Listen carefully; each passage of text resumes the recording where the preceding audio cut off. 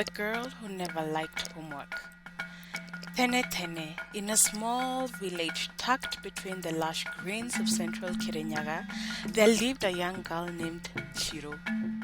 She was full of life, with sparkling eyes and a heart full of adventure. Shiro loved climbing mango trees, running barefoot on dusty paths, and playing hide and seek until the sun dipped behind the hills. But there was one thing Shiro didn't like: homework. Every evening after school, Shiro's mother would remind her, "Shiro, do your homework before going to play outside." Shiro would nod, pretending to agree. She'd sit at the small table, open her books, and stare at the pages. But when she saw a difficult math problem or a tricky Swahili composition, her excitement faded. She could hear her friends playing outside, calling her name. And so, Shiro came up with a plan. A sneaky one. When she found a homework question she didn't understand, Shiro would carefully tear out the page from her textbook. She'd crumble it into a tight ball and quietly toss it under her bed, hiding it far from the world. Then she'd pick an easier exercise, one she knew how to do, and finish it quickly. Day after day, Shiro did this, and no one noticed. Or so she thought. Beneath Shiro's bed, a secret pile was growing. Math pages, Kiswahili exercises, English assignments, all hidden away, crumbled and forgotten. But to Shiro, it felt like freedom. She got to play, she got to laugh, she got to all without the worry of hard homework. Then, one sunny Sunday, Shiro's mother decided it is time for a deep cleaning. So she's there, she's moved all the furniture, and then she swept under the bed. That's when she found it: a crumpled paper ball. At first, she thought nothing of it, but then came another and another. Curious, she unfolded one of the papers. Ugh. It was a torn page from Shiro's math textbook. It was filled with half-erased numbers. Oh, her mother's heart sank.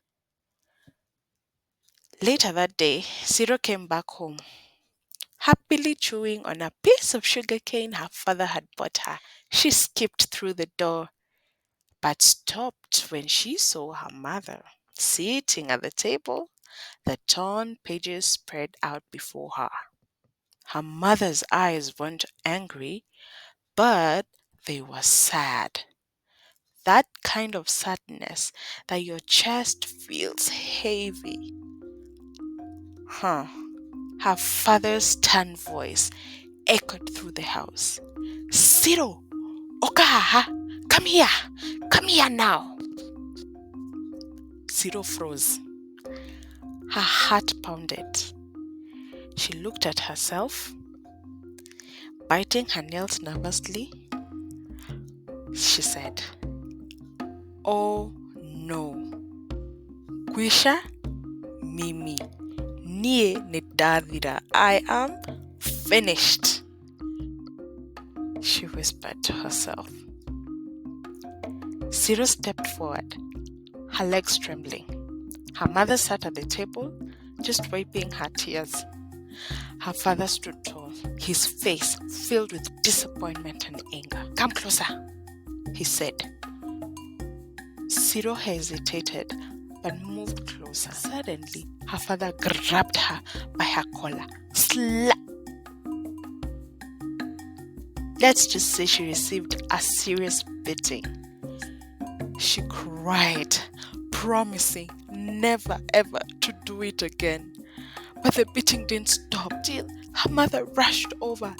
"That's enough! Woy, please, that's enough! Woy, stop!" her mother pleaded through tears. Her father finally stopped. Breathing heavily, the anger fading, he pointed at Shiro, tears now forming in his own eyes. Do you know how hard we work for you to go to school? We sacrifice everything so you can have a better future. Don't you ever do this again. That day, Shiro learned a lesson she would never ever forget. She realized that her parents' anger came from love, from the hope that one day she could have a better life through education.